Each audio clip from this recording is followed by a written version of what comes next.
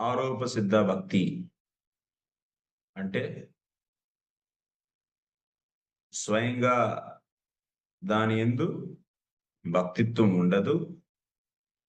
కానీ దాన్ని భగవంతుడికి సమర్పించడం ద్వారా అది భక్తిత్వాన్ని పొందుతుంది. సో, అటువంటి దానిని ఆరోప సిద్ధ భక్తి అంటారు అని చెప్పి మనం తెలుసుకుందాం. అయితే ఈ ఆరోప సిద్ధ భక్తి సకైతవ, అకైతవ.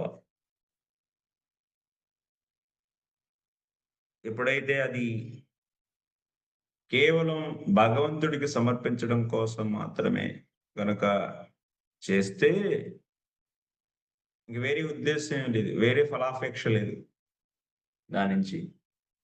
కేవలం భగవంతుడికి సమర్పించడం కోసమే చేస్తే గనక దానిని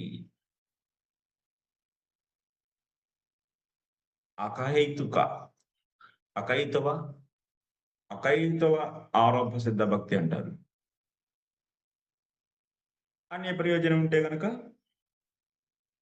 సకైతవ ఆరోప సిద్ధ భక్తి అంటారు. ఆ! ఇప్పుడు అర్పిస్తారు. సో, ఆరోప సిద్ధ భక్తికి ఒక మంచి ఉదాహరణ కర్మార్పణం. కర్మ స్వతహాగా భక్తిత్వాన్ని కలిగి ఉండదు. ఆ కర్మను గనక మనం సమర్పిస్తే అప్పుడు ఆ కర్మ ఆరోప సిద్ధ భక్తి అవుతుంది. కర్మ ఆరోప సిద్ధ భక్తి అవుతుంది. ఈ కర్మార్పణం 2 రకాలుగా ఉంటుంది. ఒకటి